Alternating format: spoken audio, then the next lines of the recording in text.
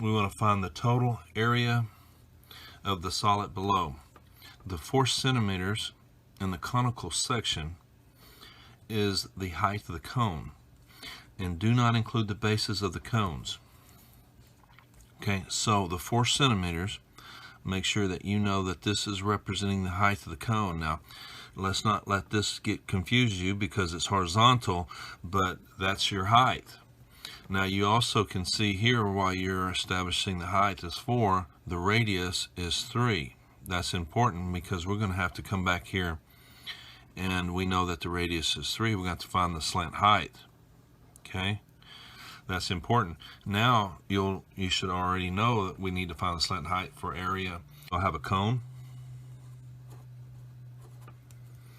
I have a cylinder. And then I have another cone. This helps me stay organized. Go to the formula chart, go to your total surface area, and start writing down your formulas for that. Now we have, for the cone, is pi r L plus pi r squared. Now you know pi r squared can be eliminated because it says do not include the base, but for now I'm writing it down.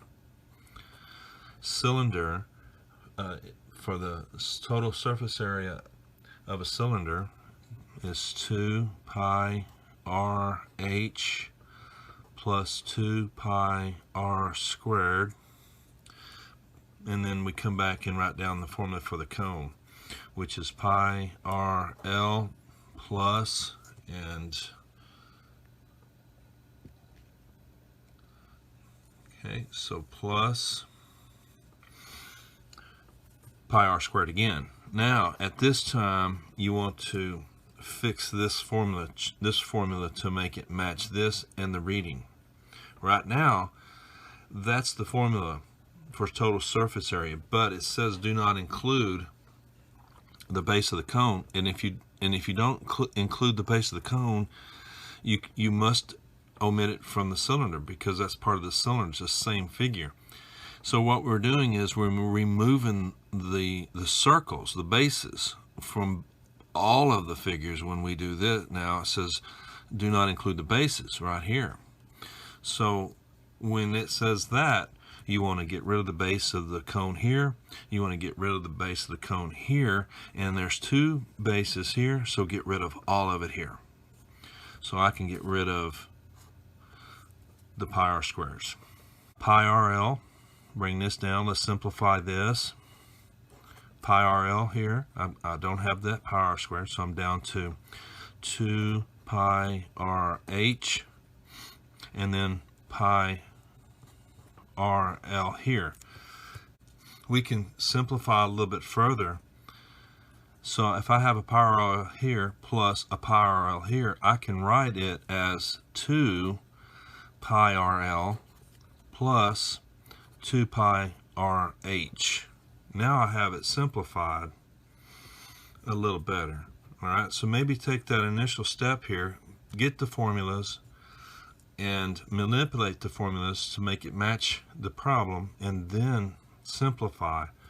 So now all I have to do is bring down this 2, okay, replace pi with 3.14 because it says to use 3.14 here for pi. We need r. Okay, now to find the r, you remember we already established we had a right triangle here, and we know the r. The r is 3. What we have to find the L. The L has to be found. This is L. It can be found by taking the square root. Remember, because the right triangle, right, we know both A and B. So if you know both A and B, you square both. 3 squared plus 4 squared, okay? When you go to your calculator, this produces a 5. All right, so we know a slant height is 5. Okay, plus, bring down the 2, replace the pi with 3.14 times radius again. It's the same radius for both cones, so that's 3. And it's also the same radius for everything, okay? Because the cone, the cylinder, and the other cone is the same radius throughout. So r is 3. Now the height, now here's the h, is the distance from in the cylinder. And this comes back to the cylinder. The height is the distance between the bases. So I'll put 10 here. So go to your calculator and calculate this.